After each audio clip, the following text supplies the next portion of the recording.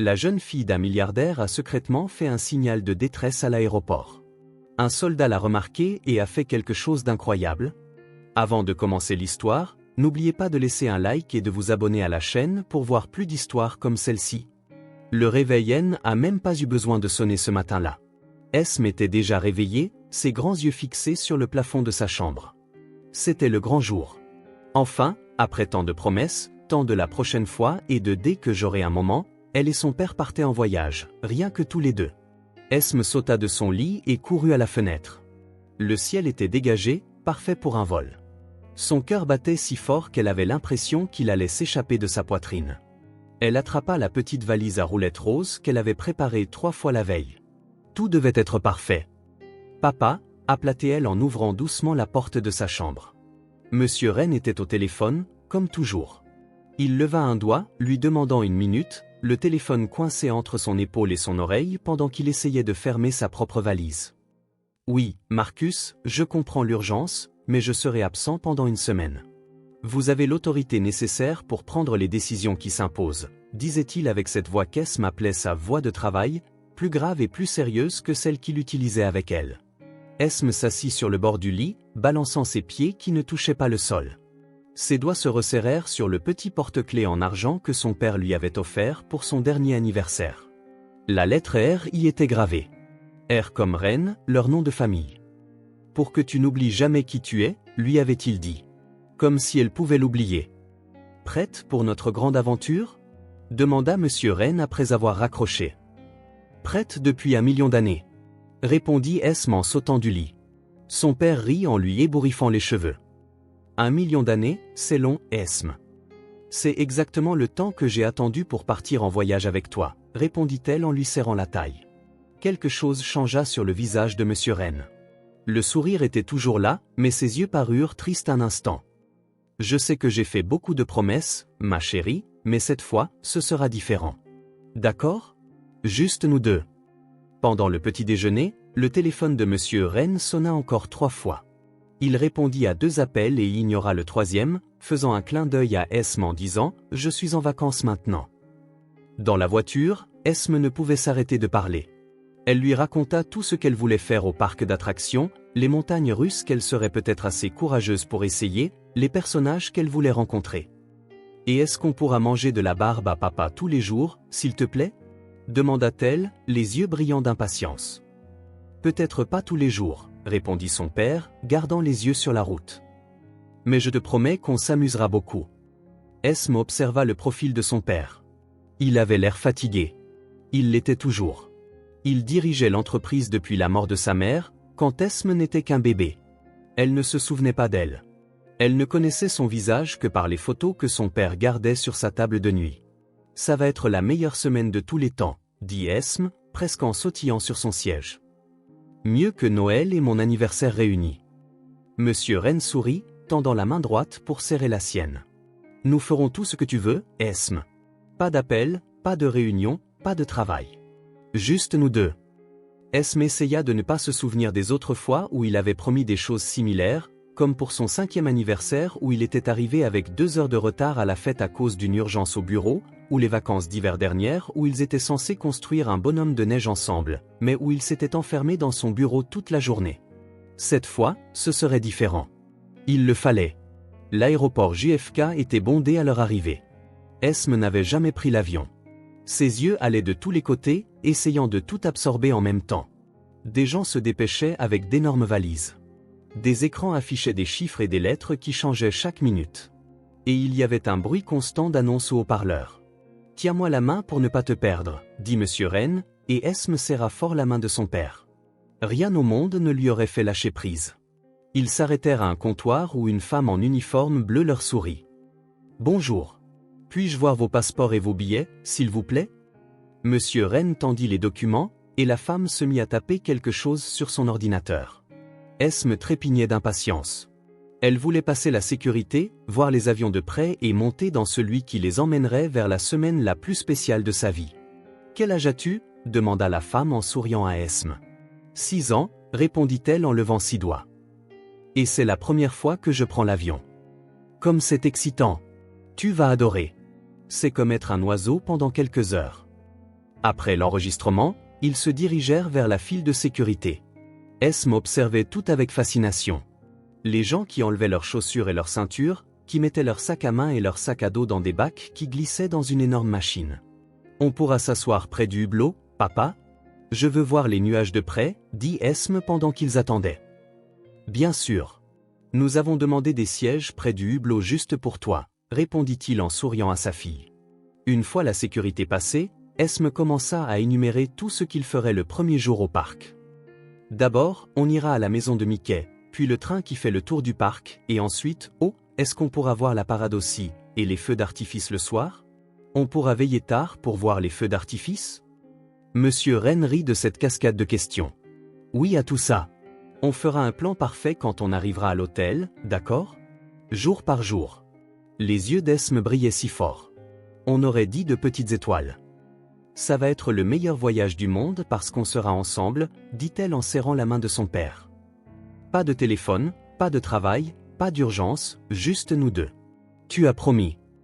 J'ai promis et je tiendrai ma promesse, dit-il en s'accroupissant à sa hauteur. Ce seront les 7 meilleurs jours de notre vie.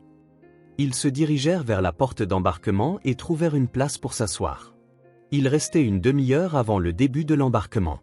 Esme ouvrit le petit sac à dos qu'elle portait comme bagage à main et en sortit un petit livre. « J'ai apporté ça pour qu'on le lise dans l'avion », expliqua-t-elle. Ma maîtresse a dit qu'on pourrait avoir mal aux oreilles quand l'avion montera, alors j'ai pensé que lire ensemble pourrait nous aider à oublier la douleur. Monsieur Wren prit le livre. C'était l'histoire d'un dragon qui avait peur de voler. Un choix parfait, dit-il en remettant soigneusement le livre dans son sac à dos. C'est à ce moment que 3 hommes en uniforme sombre s'approchèrent. Esme remarqua qu'il regardait directement son père, comme si personne d'autre n'existait autour d'eux. « Monsieur Thomas Wren » demanda l'un d'eux, le plus grand. Le sourire de son père disparut. Il se leva en fronçant les sourcils. « Oui, c'est moi. Nous devons vous parler d'une affaire urgente, » dit un autre homme, montrant une sorte de carte d'identité qu'Esme ne put voir clairement. Son père la regarda, puis les hommes, puis de nouveau elle. Son visage avait complètement changé. Il n'était plus le papa en vacances. Il était le papa au travail, sérieux, inquiet. « Attends-moi ici une minute, » dit-il en lâchant sa main et en essayant de sourire. « Je reviens tout de suite. »« Mais, papa, on va rater l'avion ?» demanda Esme, une boule commençant à se former dans sa gorge. « On ne va rien rater du tout, » l'assura-t-il, bien que son ton ne corresponde pas à ses paroles. « C'est juste une petite discussion. Garde nos places, d'accord ? Promets que tu reviens tout de suite, insista-t-elle, la peur grandissant en elle. Je te le promets, ma chérie. Juste une minute. Il lui ébouriffa légèrement les cheveux, comme il le faisait toujours pour dire au revoir, même pour un court instant. Puis il suivit les hommes vers une porte latérale qu'Esme n'avait jamais remarquée auparavant. La porte se ferma et il disparut. Esme resta là, se serrant dans ses bras. Ses doigts trouvèrent le porte-clés dans la poche de son manteau et elle le serra fort. La lettre R brillait sous les néons de l'aéroport. 1 minute passa, puis 2, 5, 10. Les gens allaient et venaient. Personne ne semblait remarquer la petite fille debout seule près de la porte 27. Et puis le haut-parleur annonça « Dernier appel pour l'embarquement du vol 752 à destination d'Orlando ». Esme regarda la porte où son père avait disparu. Elle était toujours fermée. Aucun signe de lui. Elle serra le porte-clés plus fort, comme si ce petit morceau de métal était la seule chose qui pouvait ramener son père, mais il ne revenait pas. Les minutes se transformèrent en une demi-heure. Esme restait debout près de la porte 27, serrant le porte-clés avec la lettre R entre ses doigts. L'avion était déjà parti. Elle le vit décoller par la fenêtre, emportant avec lui tous les rêves de la semaine parfaite qu'elle avait planifiée avec son père. Les gens autour d'elle ne semblaient pas remarquer la petite fille seule. Ils passaient à la hâte, traînant leurs valises, parlant au téléphone, vérifiant leurs billets. Un aéroport est un lieu où tout le monde a une destination. Tout le monde sauf Esme. Dernier appel pour l'embarquement du vol 843 à destination de Chicago, annonça une voix au haut-parleur. Esme regarda une dernière fois la porte où son père s'était volatilisé. Elle était toujours fermée. Personne n'entrait. Personne ne sortait. Elle essaya d'être courageuse. Elle essaya de croire que son père reviendrait d'une seconde à l'autre, qu'il expliquerait tout. Peut-être pourrait-il même prendre un autre vol. Mais la boule dans sa gorge grossissait. La peur se propageait dans son corps comme un frisson. Mademoiselle ? Une employée de la compagnie aérienne s'arrêta à côté d'elle. Est-ce que vous attendez quelqu'un ? Mon papa, répondit Esme, d'une petite voix. Il m'a dit d'attendre ici. Il y a combien de temps ? Esme haussa les épaules. Elle ne pouvait pas le dire avec certitude. Cela semblait une éternité. Où est-il allé ? Demanda la femme. Esme montra la porte latérale. L'employé fronça les sourcils. Cette porte-là ? Vous êtes sûr ? Esme hocha la tête. La femme parut confuse un instant, puis sourit. Ce sourire que les adultes ont quand ils pensent que les enfants inventent des histoires. Attendons ensemble un petit peu. D'accord ? Je suis sûr qu'il sera bientôt de retour. Mais l'employé fut appelé sur sa radio quelques minutes plus tard et dut partir. Elle promit de revenir, mais ne le fit pas. Esme s'assit sur une chaise vide, ses jambes pendantes, n'atteignant pas le sol. Elle se sentait invisible. Pire que ça, elle se sentait oubliée. C'est alors qu'elle se souvint de ce que Madame Bennett, sa nounou, lui avait appris. Madame Bennett était une dame aux cheveux gris qui restait avec Esme quand son père devait travailler tard, ce qui arrivait presque tous les jours. Un de ces soirs, après avoir regardé une émission à la télévision, Madame Bennett avait appris à Esme un signal spécial. C'est un appel à l'aide silencieux, avait-elle expliqué. Si jamais tu es en danger et que tu ne peux pas parler, fais ce signe. Quelqu'un qui sait ce que ça signifie comprendra et t'aidera. Le signal était simple. D'abord, montrer la paume de la main. Ensuite, replier le pouce dessus. Et enfin, refermer les autres doigts sur le pouce. Esme et Madame Bennett l'avaient répété plusieurs fois jusqu'à ce qu'elle puisse faire le mouvement parfaitement. C'est comme un secret entre les gens qui veulent t'aider, avait dit la nounou. Un code que les bonnes personnes connaissent. Assise seule à l'aéroport, Esme décida d'essayer. Peut-être qu'une bonne personne se trouvait à proximité. Elle leva sa main droite, montra sa paume, replia son pouce et referma ses doigts dessus. Elle répéta le mouvement plusieurs fois en regardant autour d'elle. Personne ne semblait le remarquer.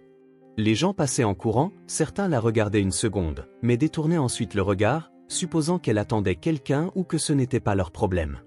Esme continua à faire le signal. 1 fois, 2 fois, 10 fois. Les larmes commencèrent à monter à ses yeux, mais elle les retint. Son père disait toujours qu'elle était une fille forte. Elle ne voulait pas le décevoir. Sur un banc en face, Caleb Mason observait l'agitation de l'aéroport sans vraiment la voir. Ses yeux étaient là, mais son esprit vagabondait vers des lieux lointains. Les montagnes d'Afghanistan, les déserts d'Irak, l'hôpital militaire où il avait passé 3 mois à se rétablir, des endroits qui l'avaient changé, des endroits qui ne l'avaient jamais complètement quitté.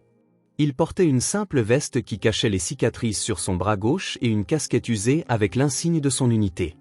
À 32 ans, Caleb paraissait plus âgé, non pas à cause de ses traits, mais à cause du poids dans son regard. Il était venu à l'aéroport pour chercher un ami, un autre vétéran qui venait lui rendre visite. Le vol était retardé, alors il attendait simplement, laissant ses pensées dériver en regardant les gens. C'est là qu'il remarqua la fille, de petite taille, les cheveux bruns en une queue de cheval désordonnée, assise seule avec un sac à dos à ses pieds. Caleb l'observa pendant quelques minutes, s'attendant à ce qu'un adulte se présente. Personne ne vint. Puis il vit le signal. Il le reconnut immédiatement. Tout le monde dans son unité avait été formé pour identifier les signaux de détresse, y compris celui-ci, qui était devenu courant sur les réseaux sociaux ces dernières années. Caleb sentit une oppression dans sa poitrine.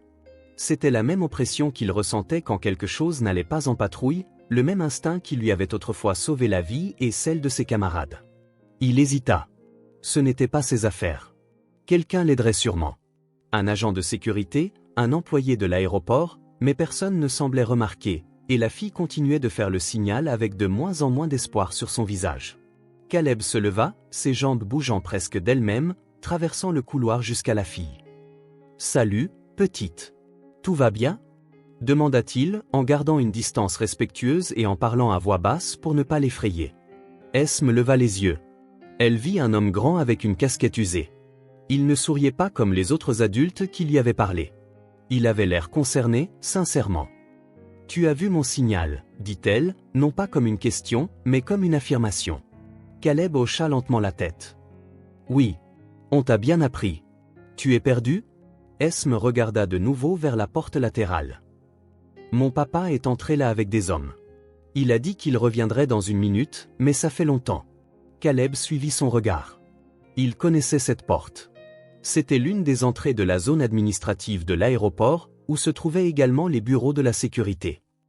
Il y a combien de temps qu'il est entré? Esme haussa de nouveau les épaules.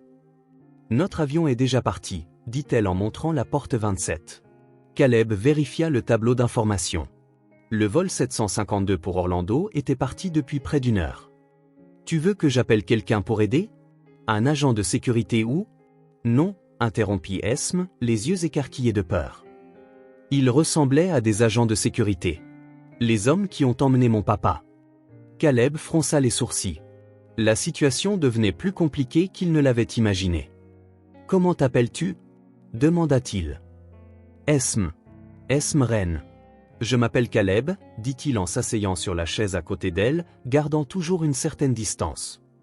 Écoute, Esme, peut-être que ton père est juste en train de régler un problème, et qu'il sera bientôt de retour. Tu veux que j'attende ici avec toi? Esme le regarda dans les yeux un long moment, comme pour évaluer si elle pouvait lui faire confiance. Puis, de manière inattendue, elle tendit la main et prit la sienne. Emmène-moi avec toi. Je te dirai tout. La phrase prit Caleb au dépourvu. Emmener une enfant inconnue loin de l'aéroport n'était pas une bonne idée. C'était, en fait, une très mauvaise idée. Esme, je ne pense pas que ce soit une bonne. S'il te plaît, l'interrompit-elle en lui serrant la main. J'ai peur d'eux. Les hommes qui ont pris mon papa. Caleb sentit à nouveau cette oppression dans sa poitrine. Son instinct lui hurlait que quelque chose n'allait pas du tout. Faisons comme ça, dit-il en réfléchissant vite. D'abord, parlons à quelqu'un de l'aéroport. Expliquons la situation. Non, insista Esme en tirant sur sa main. Personne ne me croit. Ils pensent que j'invente des histoires. Caleb prit une profonde inspiration. La fille semblait véritablement terrifiée, et sa formation lui avait appris à faire confiance à ses instincts. Son téléphone vibra. C'était un message de l'ami qu'il était venu chercher. Vol retardé de 2 heures supplémentaires. Je te préviens quand j'approche. Caleb prit une décision. Il aiderait la fille à trouver son père, mais par les voies officielles. C'était la bonne chose à faire. Allons parler à la sécurité de l'aéroport, dit-il. Je resterai avec toi tout le temps. Je te le promets. Mais alors qu'il se levait, Esme se figea. Son visage devint pâle. Qu'est-ce qui ne va pas? Demanda Caleb. Cet homme, murmura-t-elle en regardant un point derrière Caleb. Il se tourna discrètement. Un homme en costume sombre scrutait le terminal, cherchant apparemment quelqu'un. Il portait le même genre d'uniforme qu'Esme avait décrit. C'est l'un d'eux? Demanda Caleb à voix basse. Esme hocha la tête, serrant son sac à dos contre sa poitrine. À cet instant, Caleb prit une deuxième décision. Une décision qui, il le savait, pourrait lui attirer des ennuis, mais que son instinct lui disait être la bonne. Viens avec moi, dit-il en prenant la main d'Esme. On sort d'ici, et ensuite on trouvera ce qui est arrivé à ton père. Ils marchèrent rapidement vers la sortie, Caleb s'assurant de rester entre Esme et l'homme en costume. Arrivé au parking, il la conduisit à sa voiture, une vieille berline grise. Je te promets qu'on retrouvera ton père, dit-il en l'aidant à monter à l'arrière et en bouclant sa ceinture de sécurité. Mais d'abord, je dois t'emmener quelque part en sécurité. Pendant le trajet, Esme resta silencieuse, serrant son sac à dos. Caleb vérifiait le rétroviseur toutes les quelques secondes, s'assurant qu'il n'était pas suivi. Peux-tu me raconter ce qui s'est passé depuis le début? Demanda-t-il en essayant de garder sa voix calme. Esme prit une profonde inspiration avant de commencer. Mon papa et moi allions à Orlando. On allait à Disney World. Il avait promis que cette fois serait différente, qu'il n'y aurait pas de travail, juste nous deux. Sa voix faiblit un peu, mais elle continua. On attendait pour embarquer quand 3 hommes sont venus. Ils ont montré quelque chose à mon papa. Je crois que c'était une sorte de portefeuille. Ils ont dit qu'ils devaient lui parler. Il m'a dit d'attendre. Il a dit qu'il reviendrait dans une minute. Et ces hommes, que portaient-ils? Demanda Caleb. Des costumes sombres. Tous pareils. Ils avaient l'air importants. Ton père semblait-il les connaître? Esme secoua la tête. Il avait l'air inquiet. Je ne l'ai jamais vu avec ce regard sur son visage. Caleb réfléchit un instant. Pouvaient-ils être des agents fédéraux? Des policiers en civil? Pourquoi approcherait-il quelqu'un dans un aéroport juste au moment où il s'apprête à embarquer pour un vol avec sa fille? Ton père a-t-il déjà eu des problèmes avec la police? Demanda-t-il, choisissant ses mots avec soin. Non, répondit Esme, indigné. Mon papa est gentil. Il travaille beaucoup. Il a une grande entreprise. Quel genre d'entreprise? Des ordinateurs, je crois. Il parle toujours de programmes et de systèmes. C'est vraiment ennuyeux. Caleb sourit légèrement à son honnêteté enfantine. 20 minutes plus tard, ils arrivèrent à l'appartement de Caleb. C'était un endroit simple au 2e étage d'un immeuble de 3 étages dans un quartier calme en périphérie de la ville. Il y avait un petit salon relié à une cuisine ouverte, une chambre et une salle de bain. Tout était propre et bien rangé, mais sans beaucoup de détails personnels, comme si Caleb n'y passait pas beaucoup de temps ou ne se souciait pas de rendre l'espace plus chaleureux. Ce n'est pas grand-chose, mais c'est sûr, dit-il en posant ses clés sur le comptoir. Esme entra lentement, regardant tout. Elle s'arrêta devant une étagère avec quelques photos. Sur l'une d'elles, Caleb était en uniforme militaire, debout à côté d'autres hommes en uniforme. « Tu es un soldat, dit-elle. »« Je l'étais », la corrigea Caleb. « Je suis dans la réserve maintenant. » Esme s'assit sur le canapé, paraissant plus petite et plus fragile qu'à l'aéroport. « Ils ont pris mon papa. Et s'il ne revient pas? C'est la seule personne que j'ai. » La vulnérabilité dans sa voix frappa Caleb comme un coup de poing. Il se souvint de la perte de ses amis au combat, du vide qui s'ensuivait. Mais c'étaient des adultes qui avaient choisi cette voie. Esme n'était qu'une enfant. « On va le retrouver », promit-il en s'asseyant dans le fauteuil en face du canapé. Mais il faut être malin. D'abord, il faut comprendre ce qui s'est passé.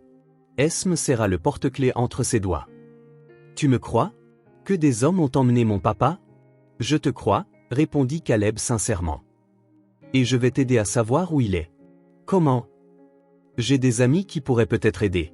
Commençons par chercher des informations sur ton père. »« Quel est son nom complet? »« Thomas Wren, » répondit Esme. « Il possède Wren Technologies. » Caleb prit son ordinateur portable. Une recherche rapide confirma ce qu'Esme avait dit. Thomas Wren était le PDG et fondateur de Wren Technologies, une entreprise de taille moyenne spécialisée dans la sécurité des systèmes. Il n'y avait rien sur une arrestation ou des démêlés avec la justice. Pendant qu'il cherchait, Caleb remarqua qu'Esme s'était endormie sur le canapé, épuisée par le stress de la journée. Il posa une couverture sur elle et retourna à l'ordinateur. Ce qui avait commencé comme un simple acte de gentillesse l'avait maintenant entraîné dans quelque chose de bien plus grand. Caleb savait qu'il aurait dû emmener la fille à la police ou aux services sociaux. Cela aurait été le protocole correct. Mais quelque chose dans ses tripes lui disait qu'Esme était en réel danger et que peut-être son père l'était aussi. Il regarda la fille endormie et prit sa 3e décision de la journée. Il ne la laisserait pas seule. Pas avant d'être sûr qu'elle était en sécurité. Pas avant d'avoir retrouvé Thomas Wren.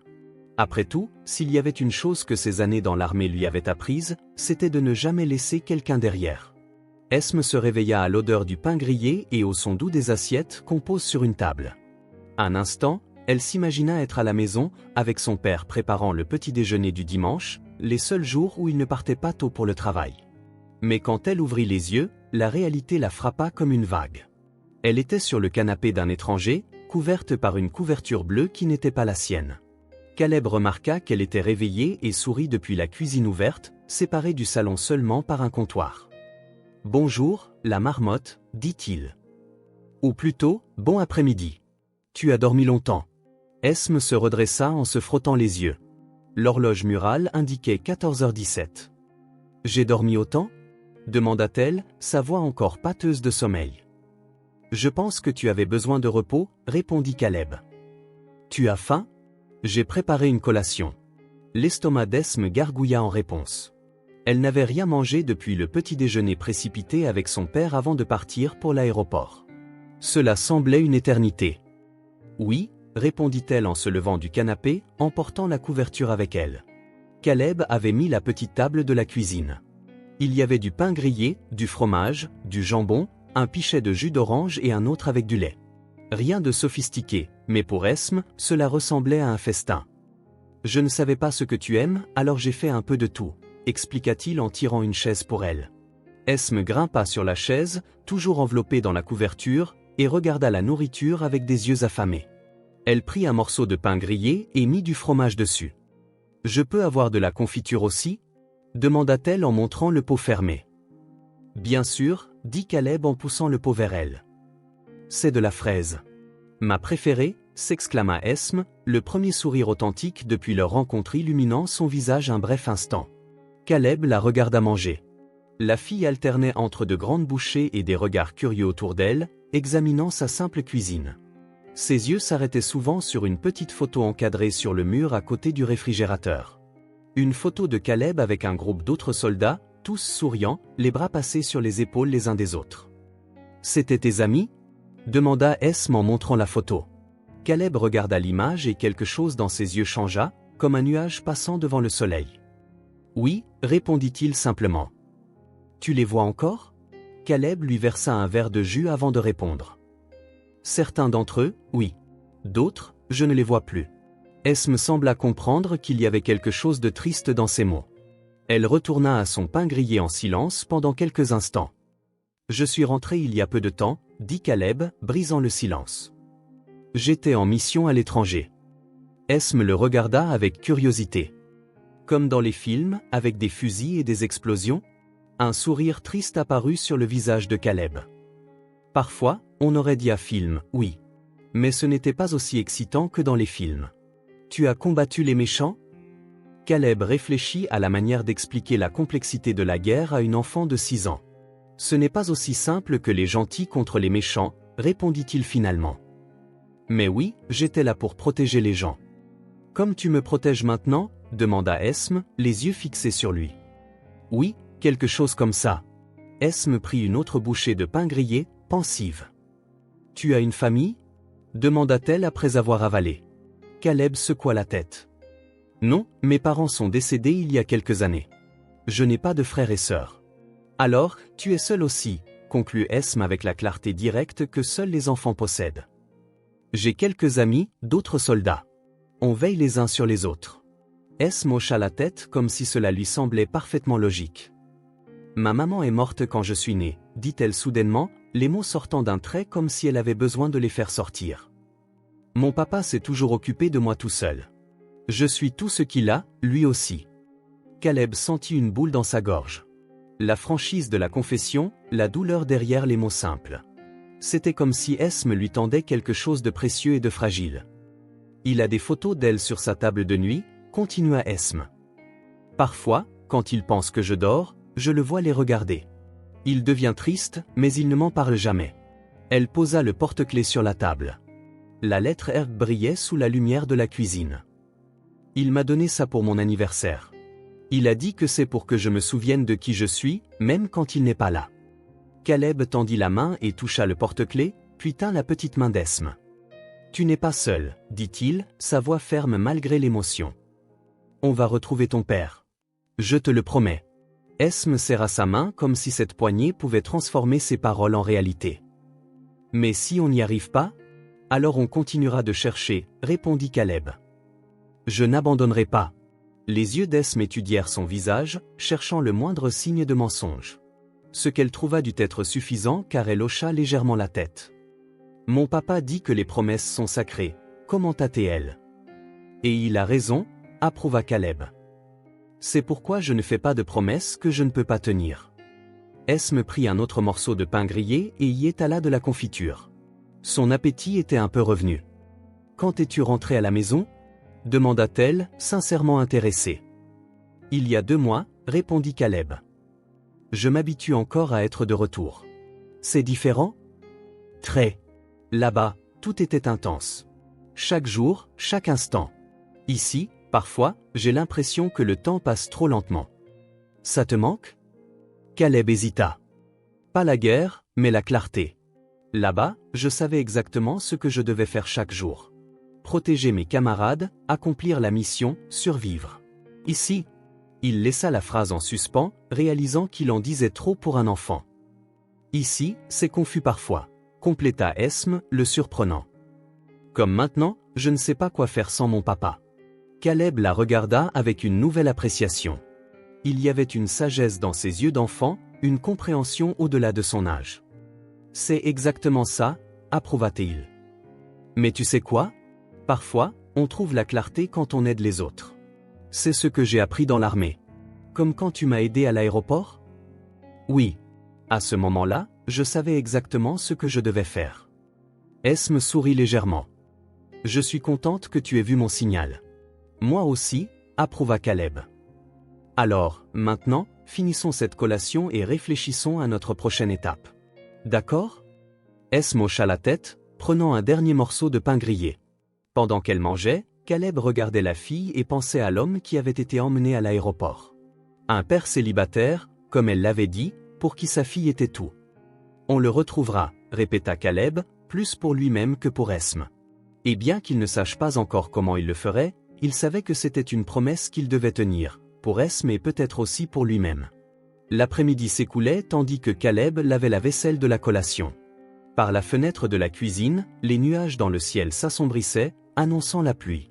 Esme était assise sur le canapé, feuilletant un vieux magazine qu'elle avait trouvé sur la table basse. Elle s'arrêtait sur chaque page avec des images colorées, comme pour essayer de se distraire de son inquiétude. Caleb s'essuya les mains sur un torchon et regarda l'horloge. Presque 17 heures. Plus d'une journée s'était écoulée depuis la disparition de Thomas Rennes à l'aéroport. Il ne pouvait pas continuer à attendre. Esme, appela-t-il en s'asseyant dans le fauteuil en face du canapé. Il faut qu'on parle de ce qu'on va faire maintenant. Elle leva les yeux du magazine, immédiatement alerte. Tu as découvert où est mon papa? Pas encore, mais je pense qu'il est temps d'aller à la police. Esme referma brusquement le magazine, comme si les mots de Caleb avaient déclenché une alarme en elle. Non, dit-elle en secouant la tête si fort que sa queue de cheval déjà en désordre se balança d'un côté à l'autre. On ne peut pas aller à la police. Caleb se pencha en avant, posant les coudes sur ses genoux pour se rapprocher de son niveau. Pourquoi pas, Esme? La police peut nous aider à retrouver ton père. Et s'ils sont comme ces hommes? S'ils veulent emmener mon papa aussi? Il y avait un tremblement dans sa voix qui fit hésiter Caleb. La peur d'Esme était authentique et spécifique. Ce n'était pas seulement la peur naturelle d'une enfant séparée de son père, mais quelque chose de plus. Penses-tu que ces hommes à l'aéroport étaient des policiers? Demanda-t-il prudemment. Esme haussa les épaules, un petit geste incertain. Je ne sais pas. Ils n'ont rien dit. Ils ont juste montré à papa quelque chose comme un portefeuille, une carte d'identité, je crois. Caleb réfléchit un instant. Ils auraient pu être des policiers, des agents fédéraux ou toute autre autorité. Mais pourquoi aurait-il emmené Thomas Rennes juste au moment où il s'apprêtait à embarquer pour des vacances avec sa fille? Et pourquoi n'offrir aucune explication, même pas à l'enfant? Esme, dit-il en adoucissant sa voix. Si ton père a été emmené par les autorités, la police le saura. Ils pourront nous dire où il est et pourquoi. Et s'il est en danger? C'est exactement pour ça qu'on a besoin d'aide. Je t'ai promis de retrouver ton père, et je vais tenir cette promesse. Mais je ne peux pas le faire seul. Esme ramena ses genoux contre sa poitrine, les serrant dans ses bras. Mon papa dit que tous ceux qui portent un uniforme ne sont pas bons, marmonna-t-elle. Il m'a montré comment vérifier si un policier est un vrai. Il faut voir son badge et demander son numéro d'identification. Caleb fronça les sourcils. C'était un conseil inhabituel à donner à une si jeune enfant. Ton père t'a appris ça? Esme hocha la tête. Il dit que c'est important que je sache comment prendre soin de moi quand il n'est pas là. Comme le signal que Madame Bennett m'a appris. Un autre détail qui ne semblait pas normal. Thomas Rennes semblait préparer sa fille à des situations dangereuses. Pourquoi? Ton père a-t-il déjà eu des problèmes? Quelqu'un a-t-il déjà essayé de vous faire du mal? Non, répondit Esme, puis elle hésita. Mais parfois, il ferme toutes les portes à clé la nuit et vérifie les fenêtres 2 fois. Et on a un système d'alarme à la maison qui fait un grand bruit si quelqu'un essaie d'entrer. Beaucoup de maisons ont des alarmes, dit Caleb, essayant de ne pas laisser transparaître son inquiétude croissante. C'est normal. Mais il n'était pas normal qu'un père apprenne à sa fille de 6 ans comment vérifier si un policier était légitime, ni le niveau de peur qu'Esme manifestait. Écoute, dit Caleb en essayant une nouvelle approche. Et si on appelait d'abord la police? On peut poser des questions par téléphone sans avoir à y aller. Esme considéra l'idée un instant. Ils viendront ici? Pas si on ne le veut pas. On posera juste quelques questions. Voir s'ils savent quelque chose sur ton père. Après quelques secondes de réflexion supplémentaire, Esme hocha la tête à contre-cœur. D'accord, mais s'ils disent des choses méchantes, on raccroche. Marché conclu. Caleb prit son téléphone et chercha le numéro du poste de police le plus proche. Avant de composer, cependant, il eut une meilleure idée. Il y avait un détective qu'il avait rencontré par le biais d'un programme de soutien aux vétérans. Mark Sutton, un homme bon, le genre de personne en qui Caleb aurait confiance. Il trouva le numéro et composa, espérant que Sutton travaillait toujours dans le même service. Après 2 sonneries, une voix grave répondit « Détective Sutton ». « Mark, c'est Caleb Mason. » Il y eut une brève pause. « Caleb, ça fait longtemps. Comment vas-tu ? » « Ça va. Écoute, j'appelle parce que j'ai besoin d'aide pour quelque chose de délicat. » La voix de Sutton changea, devenant plus professionnelle. « Qu'est-ce qui s'est passé ?» Caleb regarda Esme, qui suivait chacun de ses mouvements avec des yeux attentifs. « Je peux te rappeler dans 5 minutes ? J'ai besoin de parler en privé. »« Bien sûr, j'attends ton appel. » Caleb raccrocha et reporta son attention sur Esme. « Je vais lui parler dans l'autre pièce. »« D'accord ? C'est un de mes amis, un détective qui peut nous aider. Mais je dois d'abord lui expliquer la situation. »« Tu vas lui parler de moi ?» demanda Esme, d'une petite voix. « Je vais lui dire que j'essaie de t'aider à retrouver ton père. C'est important, Esme. Cet homme est digne de confiance. Je te le promets. » Esme baissa les yeux, réfléchissant. « Si tu penses qu'il peut t'aider à retrouver mon papa ? » « Je pense qu'il le peut, » dit Caleb, essayant de paraître plus confiant qu'il ne l'était. « Peux-tu rester ici et regarder la télé pendant que je lui parle ? Je ne serai pas long. » Il alluma la télévision sur une chaîne de dessins animés, puis se rendit dans la chambre, laissant la porte entr'ouverte pour pouvoir entendre si Esme avait besoin de quelque chose. Dans la chambre, il s'assit sur le bord du lit et rappela Sutton. « Mark, j'ai une situation compliquée ici, » commença-t-il, gardant sa voix basse. « Hier à l'aéroport, j'ai trouvé une fillette de 6 ans qui avait été laissée seule. Son père a été emmené par 3 hommes en costume avant leur vol. Elle est avec moi maintenant. Tu as un enfant disparu chez toi ?» La voix de Sutton était un mélange de surprise et d'inquiétude. « Caleb, tu dois l'amener au commissariat immédiatement. Il doit y avoir un rapport de police. Peut-être même une alerte Amber. C'est là le problème. Il n'y a rien. J'ai vérifié les actualités, appelé l'aéroport. Personne n'a signalé la disparition d'un enfant. Personne ne sait rien sur un Thomas Wren. » « Qui ? » ?»« Son père, Thomas Wren, propriétaire de Wren Technologies.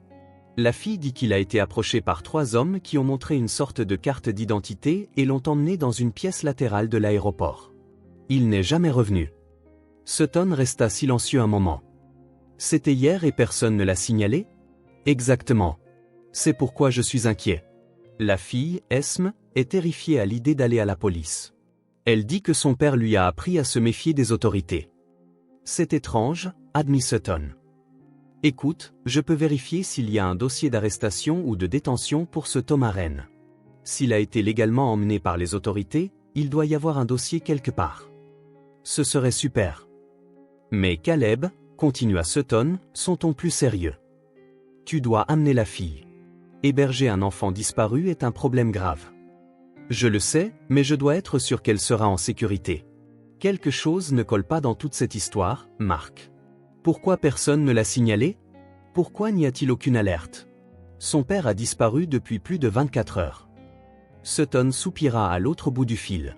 « Je vais vérifier ce que je peux trouver. Donne-moi quelques heures, mais tu dois venir au commissariat aujourd'hui, Caleb. Compris ? Compris. Merci, Mark. » Caleb raccrocha et resta assis sur le lit un moment, pensant.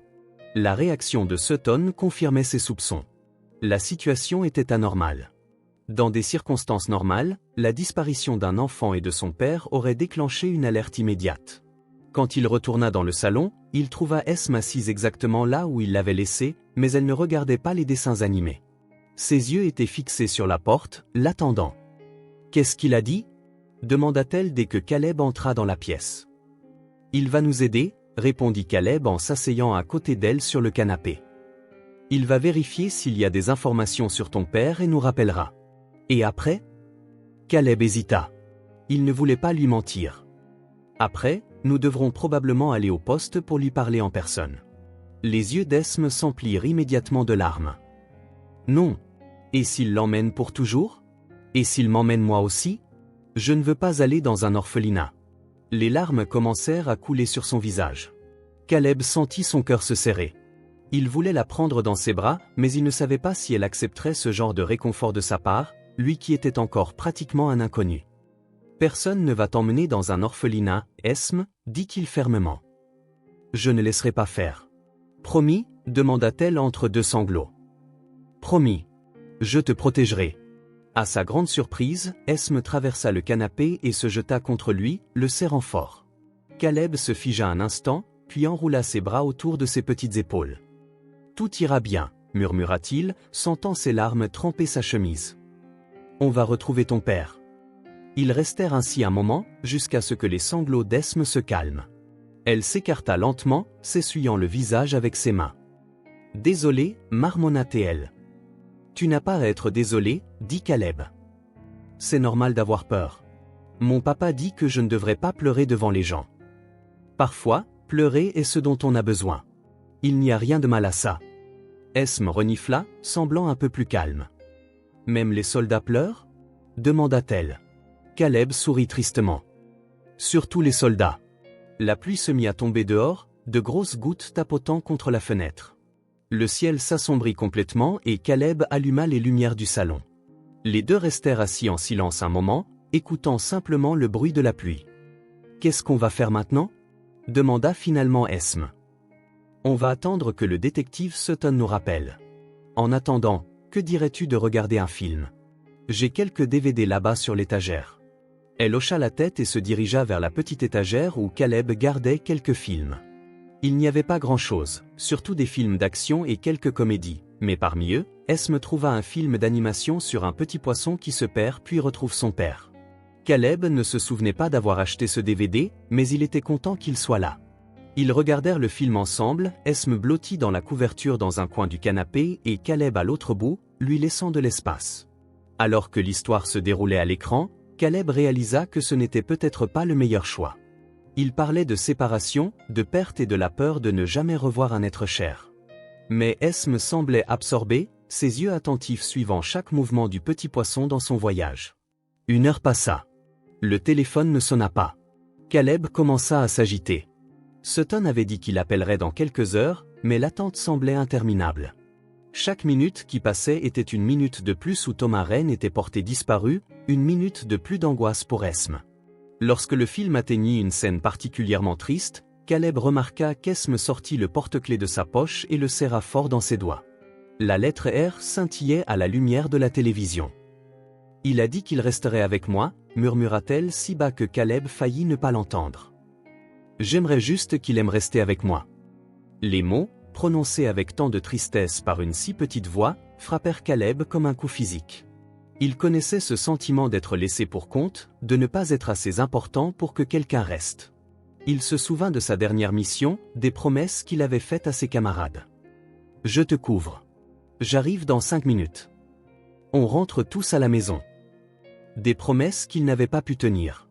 Des visages qu'il ne reverrait jamais, sauf dans ses cauchemars. « Je suis sûr que ton père adore rester avec toi, » dit-il, essayant de repousser les souvenirs. Parfois, les adultes ont des problèmes qu'ils doivent résoudre. « Il a toujours des problèmes à résoudre, » répondit Esme, regardant toujours le porte-clés. « Il a toujours des réunions, des appels, des voyages de travail.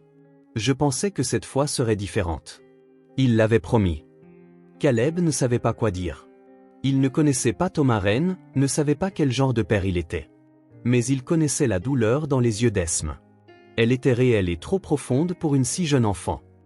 Les gens ne peuvent parfois pas tenir leurs promesses, même quand ils le veulent vraiment, dit-il finalement. Pas parce qu'ils ne s'en soucient pas, mais parce qu'on ne contrôle pas toujours ce qui se passe. Comme toi, tu n'as pas pu sauver tes amis. La question le prit au dépourvu. Esme avait vu la photo sur le mur, avait remarqué comment il la regardait. Les enfants voient plus de choses que les adultes ne l'imaginent. Oui, répondit-il honnêtement, comme je n'ai pas pu tous les sauver. Ce n'était pas ta faute, dit Esme en se tournant pour le regarder dans les yeux. Alors, tout comme ce n'est pas la faute de mon papa si ces hommes l'ont emmené. Il y avait une sagesse dans cette phrase, une compréhension qui dépassait son âge. Caleb sentit une boule dans sa gorge. Tu as raison, réussit-il à dire. Ce n'est pas sa faute. Alors pourquoi ça fait encore si mal ? Caleb n'avait pas de réponse à cela. Au lieu de mots, il tendit la main à travers le canapé. Esme n'hésita qu'une seconde avant de placer sa petite main dans la sienne. Ils restèrent ainsi, connectés par ce simple contact, tandis qu'à l'écran, le petit poisson continuait sa recherche de son père perdu. La pluie tombait plus fort maintenant, transformant le monde extérieur en un flou gris. Et quelque part au-delà de ce rideau d'eau, Thomas Wren attendait aussi. Caleb devait le croire, pour la fille à côté de lui. Le téléphone sonna, les faisant sursauter tous les deux. Caleb se leva rapidement et répondit. « Allô, Caleb. C'est Mark, dit la voix du détective Sutton. J'ai trouvé quelque chose sur Thomas Wren, et ce n'est pas bon. Que as-tu découvert ? Demanda Caleb, s'éloignant légèrement pour qu'Esme ne puisse pas entendre. La fille était toujours sur le canapé, les yeux fixés sur la télévision, mais Caleb savait qu'elle écoutait. Thomas Wren fait l'objet d'une enquête pour fraude financière, dit Sutton, sa voix grave à l'autre bout du fil. Il y a des preuves de mouvements suspects sur les comptes de son entreprise au cours des 3 derniers mois. Est-il coupable ? Je ne suis pas sûr. Les transferts ont été effectués avec ses identifiants, mais il y a quelque chose d'étrange dans le schéma. De petites sommes qui partent à intervalles réguliers, envoyées sur des comptes offshore. Caleb se passa une main dans les cheveux, essayant de traiter l'information. Comment cela explique-t-il pourquoi il a été emmené ? Il est possible que les hommes aient été des agents fédéraux. Mais voici le problème, il n'y a aucune trace officielle de détention. J'ai vérifié auprès de toutes les agences. Si les fédéraux l'ont emmené, ils le gardent secret. Caleb regarda Esme, qui faisait maintenant semblant de regarder le film, mais essayait clairement d'écouter. « Il faut que je te voie en personne pour en parler davantage, dit-il. Mais je ne peux pas la laisser seule. Amène la fille, répondit Sutton. J'ai une salle sécurisée ici. Elle pourra rester avec une de nos travailleuses sociales pendant qu'on discute. Je ne sais pas si c'est une bonne idée. Elle est terrifiée à l'idée d'aller à la police. Caleb, la voix de Sutton devint plus sérieuse. Tu n'as pas le choix. Tu dois l'amener. Cette situation est compliquée. Et plus tu restes avec elle sans avertir les autorités, pire ce sera pour toi. Caleb savait qu'il avait raison. Autant qu'il voulait protéger Esme, il ne pouvait pas continuer à la cacher. On sera là dans 1 heure, dit-il finalement. Je vous attends. Quand il raccrocha, Esme le regardait déjà directement. Le film complètement oublié. On doit aller à la police, n'est-ce pas ? Demanda-t-elle, d'une petite voix. Caleb hocha la tête, s'asseyant à côté d'elle sur le canapé. Oui, Esme. Nous devons y aller. Le détective Sutton a découvert des choses sur ton père qui pourraient nous aider à le retrouver. Des choses méchantes ? Il hésita. Il ne voulait pas lui mentir, mais il ne voulait pas non plus l'effrayer encore plus. Des choses que nous devons mieux comprendre, répondit-il finalement. Souviens-toi de la promesse que j'ai faite. Je resterai avec toi tout le temps. Je ne laisserai personne t'emmener. Esme fixa ses propres mains un moment, puis leva les yeux vers lui. D'accord, allons-y. Le poste de police était relativement calme à leur arrivée. Sutton les attendait à l'entrée et les conduisit dans un couloir latéral, évitant la zone principale remplie de policiers en uniforme, une gentillesse que Caleb apprécia, connaissant la peur d'Esme. La pièce dans laquelle ils entrèrent était petite mais confortable, avec quelques plantes, un canapé confortable et une table basse avec des livres pour enfants et quelques jouets. Une femme d'âge mûr au sourire doux se présenta comme Madame Miller, une travailleuse sociale. « Bonjour, Esme, dit-elle en s'accroupissant au niveau de la fille.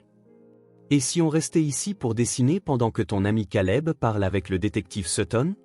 Esme regarda Caleb, incertaine. « Tu reviens bientôt ? Je te promets que je serai dans la pièce d'accent grave côté et tu pourras m'appeler à tout moment. » Après quelques autres assurances, Esme accepta de rester avec Madame Miller. Caleb et Sutton entrèrent dans une salle de conférence où plusieurs documents étaient étalés sur la table. Wren Technologies est une entreprise de sécurité numérique, expliqua Sutton en montrant un rapport. Il développe des systèmes de protection pour de grandes entreprises, certaines agences gouvernementales aussi. Thomas Wren l'a fondé il y a 12 ans. Et l'argent, ça a commencé il y a environ 3 mois. De petits transferts, entre 5 000 et 15 000 $ à chaque fois, toujours vers des comptes offshore différents. Au total, près d'1 million a été déplacé. Et il pense que c'est Thomas. Sutton hésita, feuilletant d'autres documents. Les transferts ont été autorisés avec ses identifiants, mais il y a des incohérences. À au moins 2 occasions, Les registres montrent qu'il était en vidéoconférence avec des clients au moment exact où les transferts ont été effectués. Donc, quelqu'un pourrait utiliser son accès, conclut Caleb. C'est ce qu'il semble. Et il y a plus. Nous avons trouvé des emails récents où Thomas demandait un audit discret du système. Il semble qu'il soupçonnait que quelque chose n'allait pas et qu'il enquêtait en interne. Caleb absorba l'information, les pièces commençant à s'emboîter.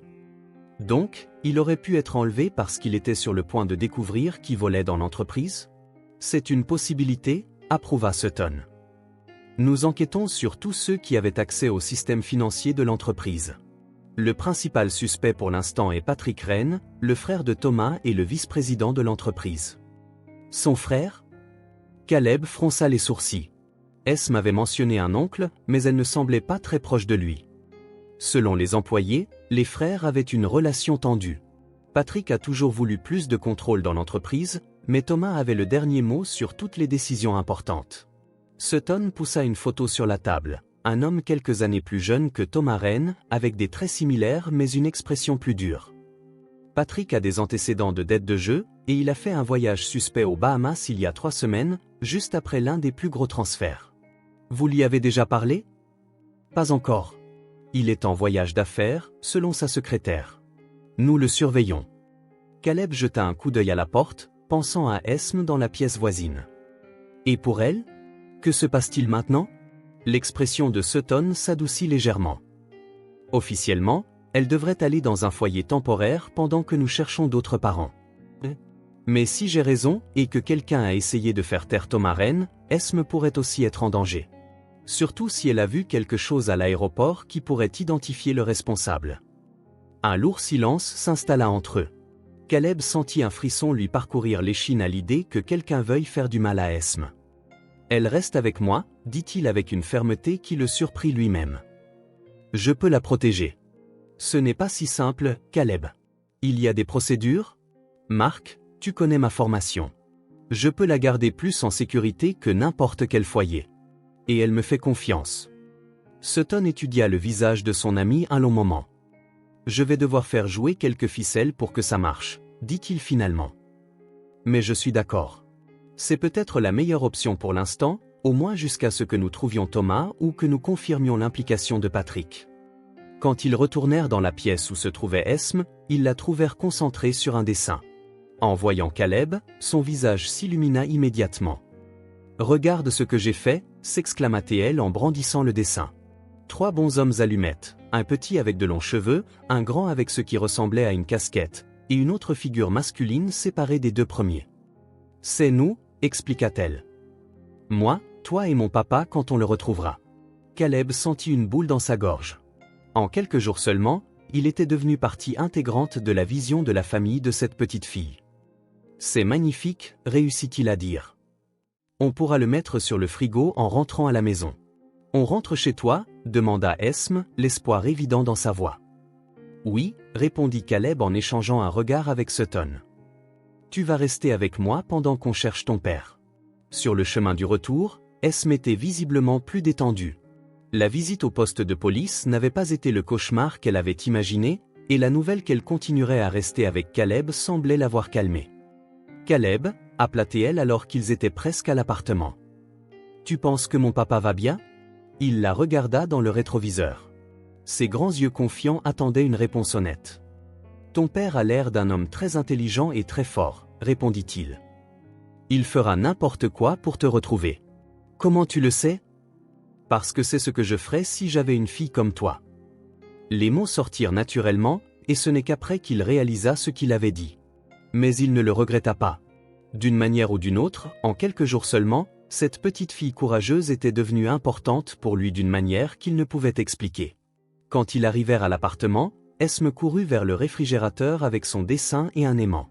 Caleb la regarda positionner soigneusement le papier, le lissant de ses petites mains. « Voilà, dit-elle, satisfaite. Maintenant, ça ressemble plus à une vraie maison. » Et étrangement, Caleb réalisa qu'elle avait raison. L'appartement vide et fonctionnel où il ne faisait que dormir et manger avait commencé à se transformer en quelque chose de plus, quelque chose qui ressemblait à un foyer. Son téléphone vibra avec un message de Sutton. « Nous avons localisé Patrick Wren. Il est en route pour la ville. Nous l'interrogerons demain. Reste sur tes gardes. Caleb regarda Esme qui fredonnait maintenant en ouvrant le frigo pour prendre du jus. Les premiers indices pointaient vers une trahison familiale, une machination financière, un possible enlèvement. Et au milieu de tout ça, une fillette de 6 ans qui voulait juste retrouver son père. Le matin était ensoleillé tandis que Caleb préparait le petit déjeuner. Esme était assise à table, dessinant dans un carnet que Caleb lui avait acheté la veille. Les 4 derniers jours avaient créé une routine entre eux. Petit déjeuner, dessin, une petite promenade dans le quartier, toujours vigilant, déjeuner, un film ou un jeu, et des appels téléphoniques réguliers du détective Sutton avec des mises à jour sur l'enquête. Les pancakes sont prêts, annonça Caleb en plaçant une assiette devant Esme.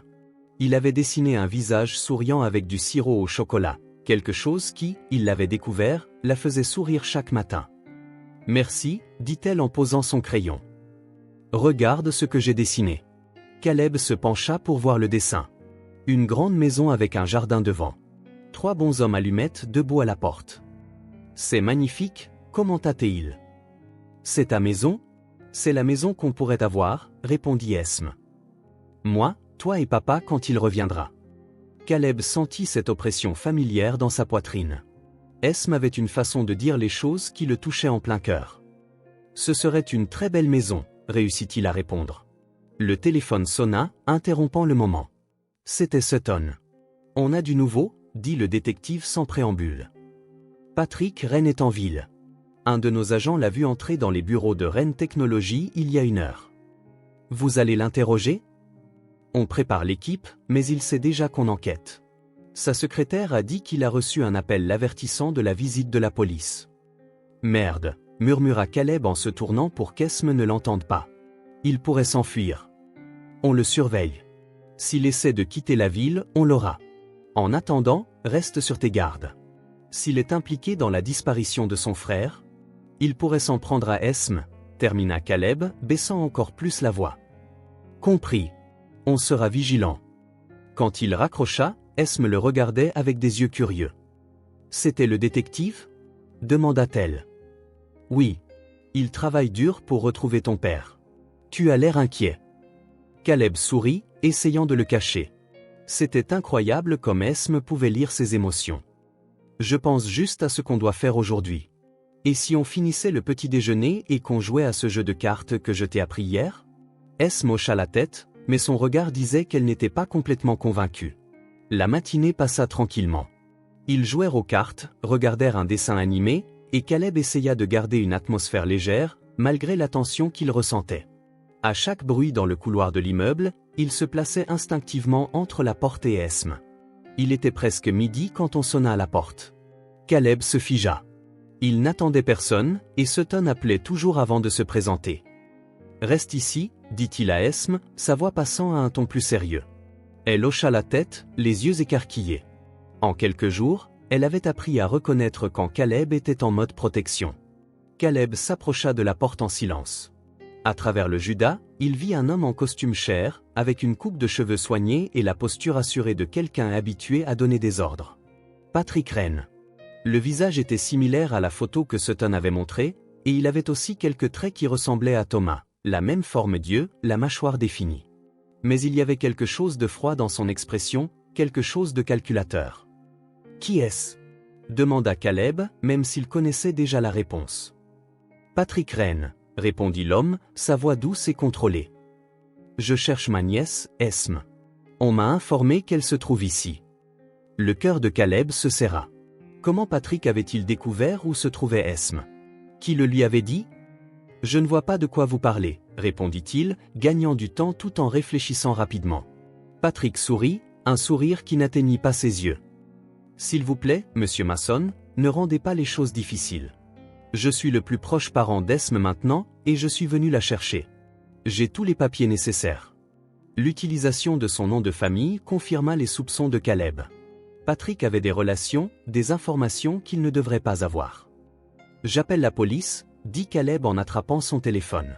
« Ils sont déjà en route, » répondit calmement Patrick. « En fait, c'est le département des services à l'enfance qui m'a informé où se trouvait ma nièce. Il semble qu'il soit assez préoccupé qu'un ancien soldat avec un historique de stress post-traumatique s'occupe illégalement d'un enfant. La froideur calculée de ces mots frappa Caleb comme un coup de poing. Patrick avait fait ses devoirs, savait exactement où attaquer. Caleb? La petite voix d'Esme venait de derrière lui. C'est qui? Avant qu'il ne puisse l'arrêter, elle s'approcha et jeta un coup d'œil par l'entrebâillement de la porte que la chaîne de sécurité permettait. Ses yeux s'écarquillèrent en reconnaissant le visiteur. Oncle Patrick. Bonjour, Esme, dit Patrick, sa voix soudainement douce. Je suis venu te chercher. Tu dois avoir peur, n'est-ce pas? Mais tout va bien maintenant. Je vais m'occuper de toi jusqu'à ce que ton père revienne. Esme recula, s'agrippant à la main de Caleb. Je ne veux pas aller avec lui, dit-elle, la voix tremblante. Je veux rester avec toi, Caleb. Caleb lui serra la main, essayant de lui transmettre de la sécurité tandis que son esprit travaillait frénétiquement. Si Patrick avait vraiment contacté les services sociaux, il serait bientôt là. Et sans la coopération officielle de Sutton, qui devait être occupée par l'enquête, Caleb n'aurait aucun moyen de justifier légalement la présence d'Esme dans son appartement. Monsieur Mason, continua Patrick, ne rendez pas cela plus difficile pour la petite. Elle en a assez vu. Je veux juste la ramener à la maison, dans un environnement familier. Juste à ce moment-là, le téléphone de Caleb sonna. C'était Sutton. Patrick est là, dit le détective sans introduction. Il a obtenu une ordonnance de garde temporaire d'un juge. Je ne sais pas comment. Il a dû faire jouer des relations. Qu'est-ce que je fais? Demanda Caleb, se tournant pour que Patrick ne l'entende pas. Légalement, nous devons lui remettre la fille, répondit Sutton, la frustration évidente dans sa voix. Mais nous allons le suivre. J'ai 2 agents postés près de ton immeuble maintenant. S'il est impliqué dans la disparition de son frère, il nous mènera à Thomas. Et s'il fait du mal à Esme? Il ne prendra pas ce risque. Pas avec nos yeux sur lui. Mais reste vigilant. Je te tiendrai informé de chaque mouvement. Quand Caleb raccrocha, il savait qu'il n'avait pas le choix. Légalement, il ne pouvait pas empêcher Patrick d'emmener Esme. Mais il ne pouvait pas non plus simplement la lui remettre sans aucune garantie. Je veux voir les documents, dit-il en ouvrant la porte, mais en gardant la chaîne. Patrick lui tendit un dossier avec des papiers officiels, une ordonnance de garde temporaire signée ce matin-là. Tout semblait légitime. Puis-je entrer pour parler avec ma nièce? Demanda Patrick. Elle a l'air effrayée. À contre-cœur, Caleb retira la chaîne. Patrick entra dans l'appartement, ses yeux balayant rapidement la pièce avant de se poser sur Esme, qui se cachait partiellement derrière Caleb. Esme, ma chérie, dit Patrick en s'accroupissant. Je sais que tu as peur, but je suis de ta famille. Je prendrai bien soin de toi jusqu'à ce qu'on retrouve ton père. Où est-il? Demanda Esme, sa voix petite mais ferme. Un instant, quelque chose vacilla dans les yeux de Patrick, une étincelle de quelque chose de sombre qui disparut aussi vite qu'elle était apparue. On ne sait pas encore. Mais la police cherche et je fais aussi tout ce que je peux. Je veux rester avec Caleb, insista Esme, serrant sa main encore plus fort. Je comprends que tu te sois attaché, dit Patrick en jetant un coup d'œil à Caleb. Et je suis reconnaissant qu'il se soit occupé de toi. Mais ta place est avec ta famille, Esme. Caleb s'accroupit à côté d'Esme, la regardant dans les yeux. Esme, dit-il doucement. Ton oncle a les papiers légaux pour t'emmener. Je ne peux pas l'en empêcher. Des larmes commencèrent à se former dans ses yeux. Tu avais promis que tu me protégerais. Et je le ferai, affirma Caleb, gardant sa voix basse pour qu'elle seule puisse l'entendre. Je serai toujours tout prêt. Même si tu ne me vois pas, je te le promets. Il sortit un petit appareil de sa poche, pas plus grand qu'une pièce de monnaie. C'est un tracker, expliqua-t-il en le glissant discrètement dans la poche de son pantalon. Avec ça, je saurai toujours où tu es. Si tu as besoin d'aide, je serai là en quelques minutes. Les yeux d'Esme montrèrent de la compréhension. Elle hocha légèrement la tête, essuyant ses larmes avec le dos de sa main. Esme, nous devons y aller, dit Patrick en lui tendant la main. J'ai déjà préparé ta chambre chez moi. J'ai même des cadeaux pour toi. À contre-cœur, Esme lâcha la main de Caleb et prit son sac à dos. À l'intérieur se trouvait le porte-clés avec la lettre R, qu'elle ne quittait jamais. Je peux dire au revoir à Caleb? Demanda-t-elle. Patrick hésita, puis hocha la tête. Esme courut et serra fort Caleb dans ses bras. N'oublie pas ta promesse, murmura-t-elle. Jamais, répondit-il. Alors qu'il les regardait partir, Caleb ressentit un mélange de colère et d'inquiétude. Il y avait quelque chose de profondément anormal chez Patrick Rennes, quelque chose qui allait au-delà du soupçon de détournement de fonds. Et maintenant, Esme était avec lui. Dès que la porte se ferma, Caleb attrapa son téléphone et vérifia l'application connectée au tracker. Le petit point représentant Esme se déplaçait déjà, descendant dans l'ascenseur. Il envoya rapidement un message à Sutton. « Ils sont partis. Je suis. » La réponse arriva presque instantanément. « Nous avons 2 voitures en position. Maintiens une distance de sécurité. » Caleb attrapa sa veste, vérifia que son téléphone était chargé et quitta l'appartement. Dans le parking, il vit la voiture de luxe de Patrick, une BMW noire, démarrer. Il monta dans son propre véhicule et commença à suivre, en gardant une distance de sécurité. Le trajet dura environ 40 minutes, les menant hors de la ville vers un quartier résidentiel isolé avec de grandes maisons spacieuses. Patrick s'arrêta finalement devant une demeure moderne en verre et en béton, entourée d'un haut mur. Caleb se gara 2 rues plus loin, à un endroit avec vue sur l'entrée de la propriété. Il vit Patrick et Esme sortir de la voiture et entrer dans la maison. La fille semblait réticente, traînant les pieds tandis que son oncle la guidait à l'intérieur avec une main sur son épaule. Son téléphone vibra. Un message de Sutton. « Nous sommes en position. 2 agents dans la maison à droite. 2 autres surveillent l'arrière. Attends les instructions. » L'après-midi s'écoula lentement. Caleb resta vigilant, observant la maison, vérifiant constamment l'application qui montrait l'emplacement d'Esme. Le point restait à l'intérieur de la demeure, se déplaçant occasionnellement entre les pièces. Alors que le soleil commençait à se coucher, Caleb décida de se rapprocher. Utilisant son expérience militaire, il longea les murs de la propriété, trouvant un endroit où la végétation offrait suffisamment de couverture pour s'approcher sans être vu. Il atteignit l'une des fenêtres latérales de la maison, de grands panneaux de verre qui offraient une vue claire sur le luxueux salon. Patrick était au téléphone, faisant les 100 pas, gesticulant avec irritation. Aucun signe d'Esme. Caleb vérifia l'application. Le point indiquait qu'elle était dans une pièce à l'étage supérieur. Faisant le tour de la maison, il trouva un arbre près d'une fenêtre du 2e étage.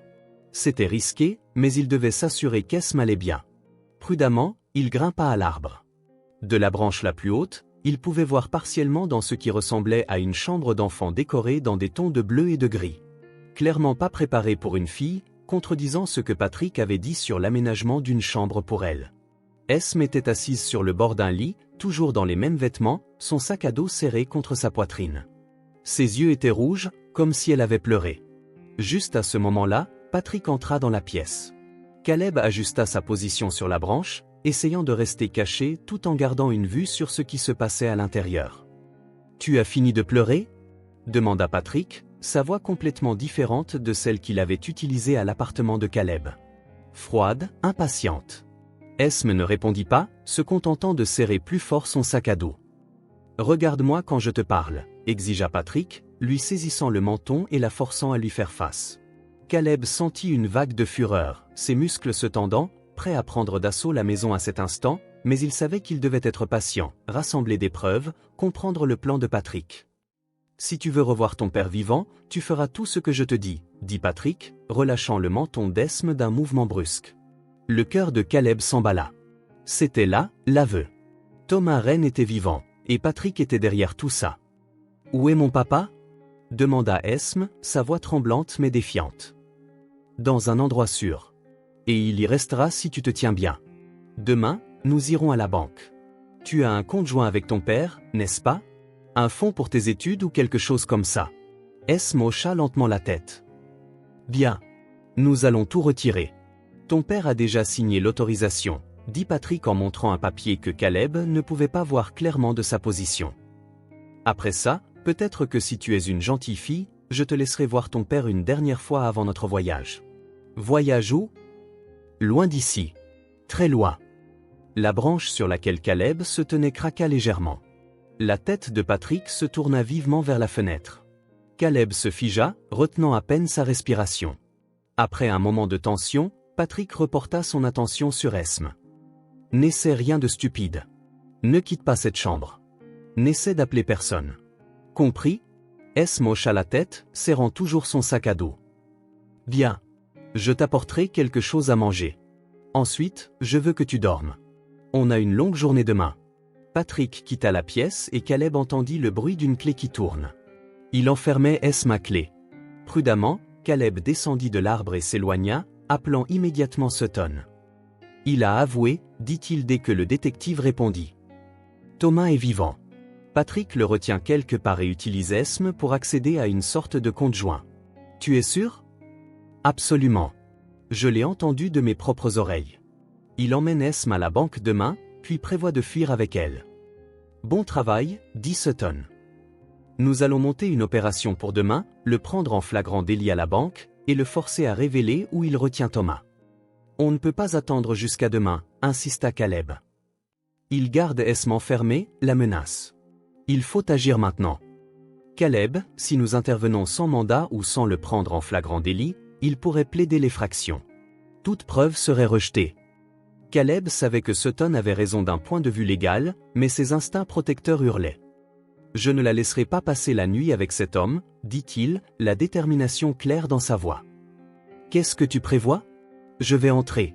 Trouver des preuves de l'endroit où se trouve Thomas, et s'il essaie de faire du mal à Esme. Sutton soupira.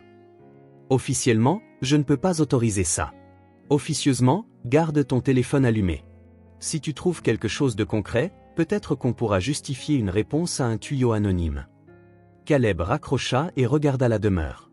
Le soleil s'était complètement couché maintenant, plongeant la propriété dans l'obscurité. Les lumières commençaient à s'allumer aux différentes fenêtres. Il toucha la poche où il gardait le couteau de poche qu'il portait toujours, une habitude de ses jours d'armée. Son cœur battait toujours la chamade après avoir entendu les menaces de Patrick contre Esme. Il savait qu'il devait agir vite, et cette fois, il ne pouvait pas échouer. La nuit avait été la plus longue de la vie de Caleb. Après avoir entendu les menaces de Patrick, il ne pouvait pas simplement attendre le lendemain. Grâce à son expérience militaire, il réussit à s'infiltrer dans la demeure par une fenêtre du rez-de-chaussée partiellement cachée par des buissons. Se déplaçant comme une ombre dans les couloirs sombres, Caleb trouva le bureau de Patrick. Une recherche rapide révéla des documents incriminants, des transferts bancaires, des reçus de Paris, plus important encore, une carte avec l'emplacement d'un entrepôt abandonné à la périphérie de la ville. Dans le coin du papier, une note, TRR vérifiée quotidiennement. C'était tout ce dont Caleb avait besoin. Il prit des photos de chaque document avec son téléphone et les envoya à Sutton avec un message. Preuve suffisante. Thomas est à l'entrepôt. Patrick prévoit d'utiliser Esme demain pour retirer de l'argent d'un compte joint. La réponse arriva presque immédiatement, équipe en route vers la demeure. Une autre équipe se dirige vers l'entrepôt. Sors de là maintenant. Mais avant que Caleb ne puisse quitter la maison, il entendit des bruits de pas s'approcher du bureau.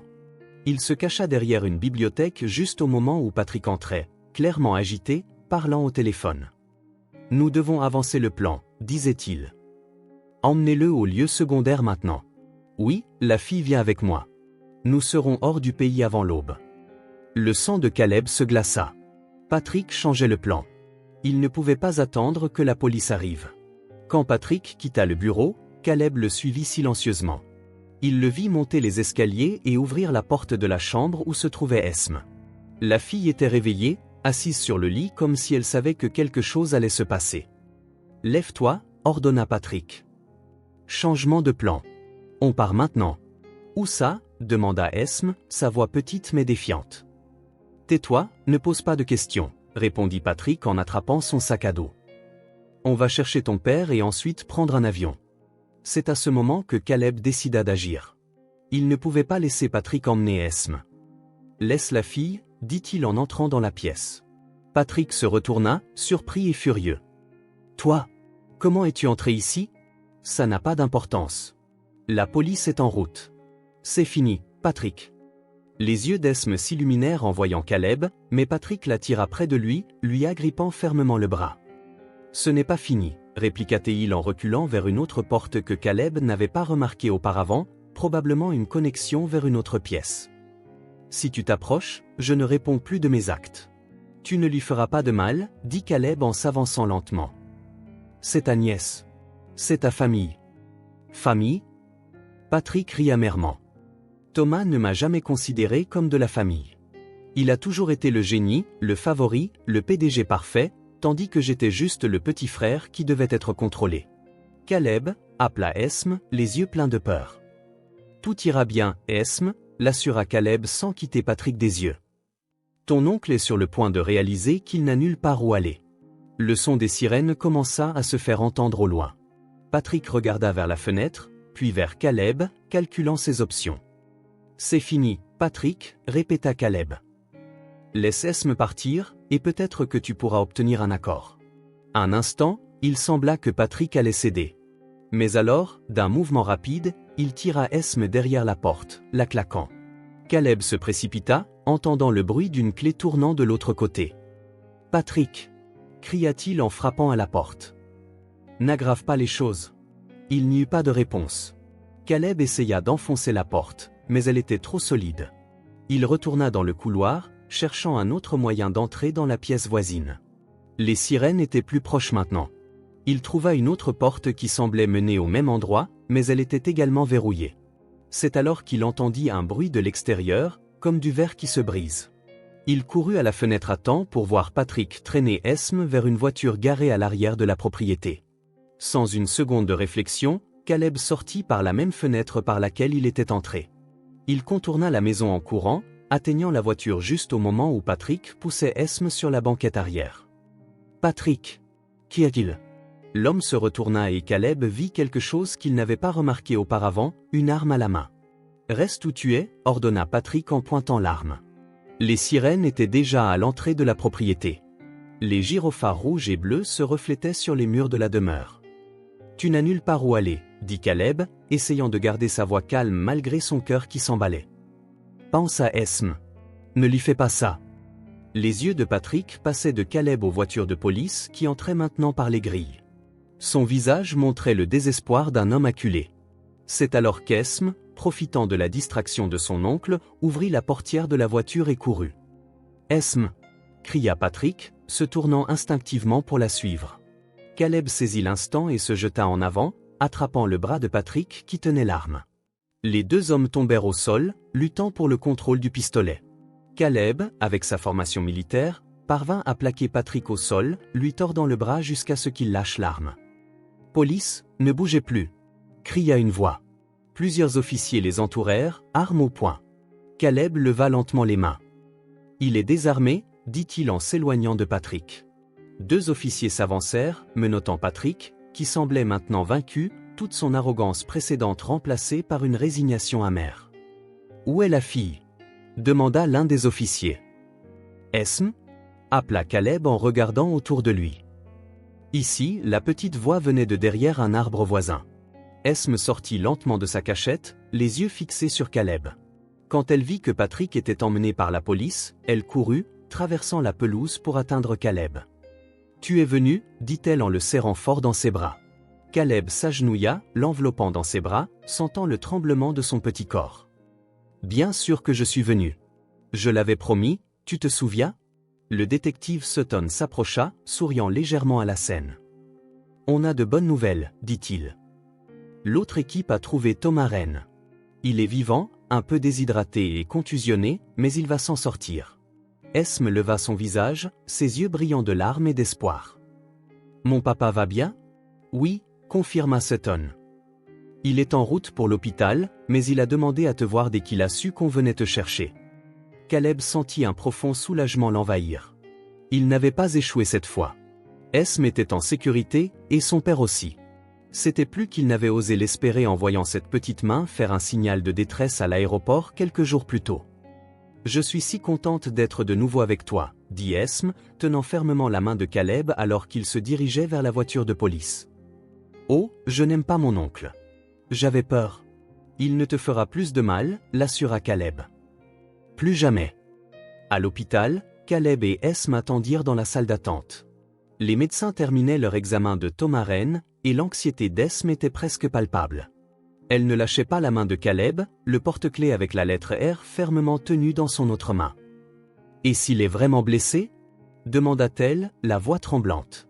« Le médecin a dit qu'il ira bien, » répondit Caleb, essayant de la rassurer. « Ton père est fort, Esme, tout comme toi. » Finalement, une infirmière apparut dans le couloir. « Famille Rennes, vous pouvez entrer maintenant. » Esme se leva immédiatement, tirant Caleb par la main. « Quand ils entrèrent dans la chambre, ils virent Thomas Rennes assis sur le lit d'hôpital. Il avait un pansement sur le front, un visage fatigué et une barbe de quelques jours, mais ses yeux s'illuminèrent quand il vit sa fille. « Papa !» s'écria Esme, lâchant la main de Caleb et courant vers le lit.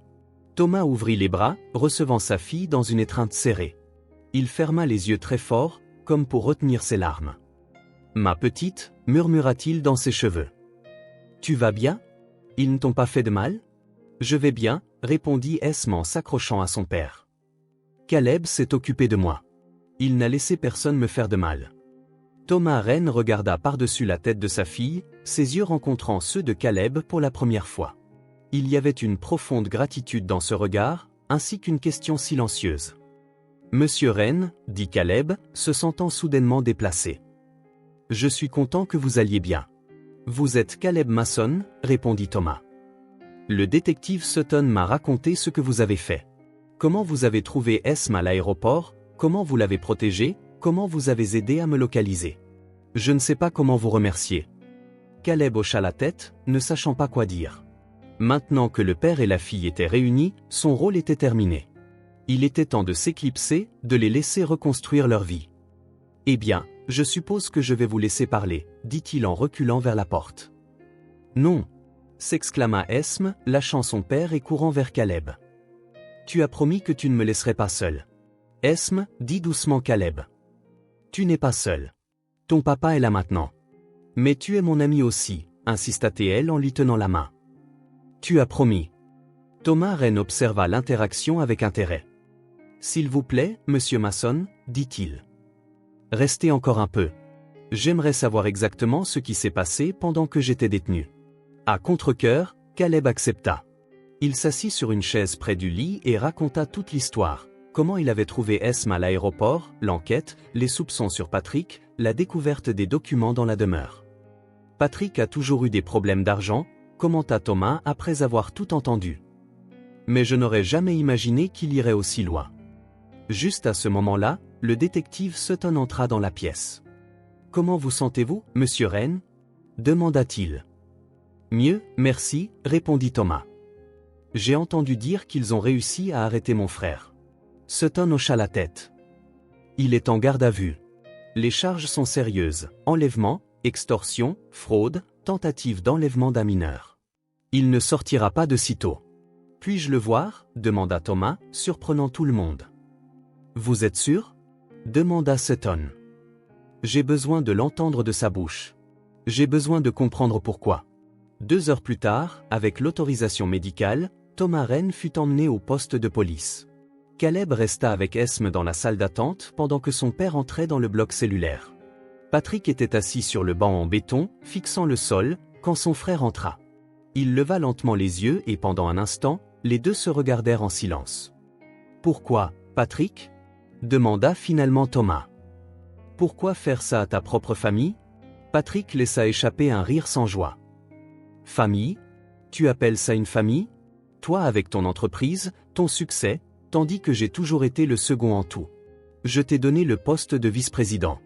Je t'ai fait confiance pour aider à diriger l'entreprise que j'ai construite. » « Comme ton subordonné, rétorqua Patrick, jamais comme un égal. » Thomas secoua la tête. « Ça n'explique pas pourquoi tu as essayé de me détruire. Pourquoi tu as impliqué Esme dans tout ça. » Le silence pesa de nouveau lourdement entre eux. Finalement, Patrick sembla se dégonfler, toute sa colère laissant place à une défaite absolue. « J'ai une dette de jeu d'1 million de dollars, avoua-t-il sans regarder son frère. Je ne voyais pas d'autre issue. J'avais besoin de l'argent. Tu aurais pu me demander de l'aide, dit Thomas, sa voix lourde de déception. Je t'aurais aidé, Patrick.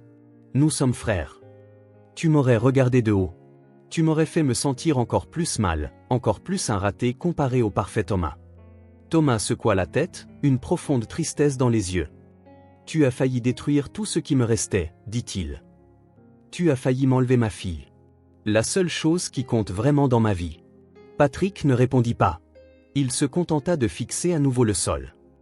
Adieu, Patrick, dit Thomas en se tournant pour partir. J'espère que tu trouveras la paix un jour. Quand Thomas retourna dans la salle d'attente, il trouva Esme endormie sur les genoux de Caleb. L'ancien soldat tenait la fille avec précaution, comme si elle était le trésor le plus précieux du monde. Elle ne dormait pas bien, expliqua Caleb à voix basse. Je pense qu'elle s'est enfin sentie assez en sécurité pour se détendre. Thomas hocha la tête, s'asseyant à côté d'eux. Merci, dit-il simplement, pour tout ce que vous avez fait pour elle. Pour nous. N'importe qui aurait fait la même chose. Non, répondit Thomas. Pas n'importe qui. Vous avez vu son signal quand personne d'autre ne l'a fait. Vous l'avez protégé quand tous les autres ont échoué. Vous êtes un homme rare, Caleb Mason. 3 jours plus tard, Thomas sortit de l'hôpital. Lui et Esme rentreraient chez eux pour essayer de reprendre leur vie. Caleb vint les aider à s'installer, portant les quelques sacs qu'ils avaient.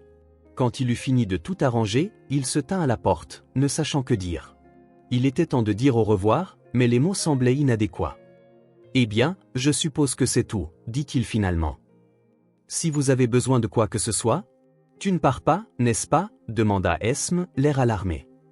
Esme, Monsieur Mason a sa propre vie, dit doucement Thomas. On ne peut pas s'attendre à ce qu'il soit toujours là.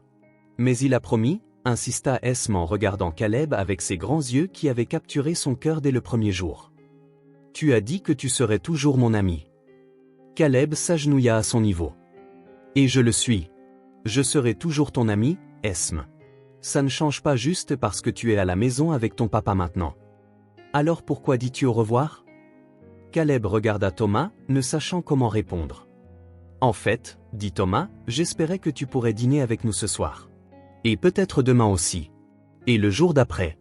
La vérité, Caleb, c'est que tu es devenu important pour Esme, et pour moi par extension. J'aimerais beaucoup que tu fasses partie de notre vie, si tu le souhaites. L'offre prit Caleb par surprise. Depuis son retour de l'armée, il avait mené une vie solitaire, sans véritable lien. Mais ces derniers jours, en s'occupant d'Esme, il s'était senti à nouveau vivant, avec un but. J'aimerais beaucoup ça, répondit-il, la voix un peu rauque d'émotion. 6 mois plus tard, le jardin des reines était plein de vie. Esme courait sur l'herbe, poursuivant des bulles de savon qui flottaient dans l'air de l'après-midi. Son rire, clair et insouciant, remplissait l'espace comme une musique. Assis sur le porche, Thomas et Caleb regardaient, chacun avec une tasse de café à la main. Elle a enfin arrêté de faire des cauchemars, commenta Thomas. La thérapeute a dit qu'elle se remettrait bien. Elle est forte, répondit Caleb. Comme son père. Thomas sourit en regardant sa fille. Je n'aurais jamais pensé que quelque chose de bon pourrait sortir de ces jours terribles, dit-il. Mais regarde-nous maintenant. Caleb hocha la tête, comprenant parfaitement. Au cours des derniers mois, il était devenu une présence constante dans la vie des reines. Il aidait Esme avec ses devoirs, l'emmenait à l'école quand Thomas avait des réunions tôt, et dînait avec eux plusieurs fois par semaine. Il avait même commencé à travailler comme consultant en sécurité pour l'entreprise de Thomas, utilisant son expérience militaire d'une manière qui comptait vraiment.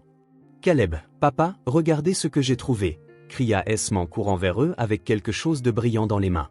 C'était le porte-clés avec la lettre R, qu'elle avait enterré dans le jardin des semaines auparavant, disant qu'elle n'en avait plus besoin car elle avait retrouvé son père. Je pensais qu'il était perdu pour toujours, dit-elle en admirant comment le métal brillait au soleil. Certaines choses finissent toujours par nous retrouver, commenta Thomas en échangeant un regard significatif avec Caleb. Esme prit le porte-clés, à la surprise des 2 hommes, le tendit à Caleb. Je veux que tu l'aies, dit-elle. Pour te souvenir que tu fais partie de notre famille maintenant. Caleb accepta le petit objet, sentant son poids dans la paume de sa main. Ce qui avait été un symbole de peur et de séparation représentait maintenant quelque chose de complètement différent. Un nouveau départ, une famille trouvée dans les endroits les plus inattendus. Merci, Esme, dit-il, la voix nouée par l'émotion. La fille sourit et retourna courir dans le jardin, chassant d'autres bulles. Thomas et Caleb continuèrent à regarder, côte à côte, leur silence aussi confortable que leur conversation. Le porte-clés brillait dans la main de Caleb, leur rappelant à tous que de nouveaux départs peuvent naître des pires jours, et que parfois, on trouve une famille dans les moments les plus inattendus. Si cette histoire a touché votre cœur, abonnez-vous à la chaîne et activez les notifications pour ne pas manquer les prochaines. Laissez un j'aime car cela aide cette histoire à être recommandée à plus de personnes. À la prochaine.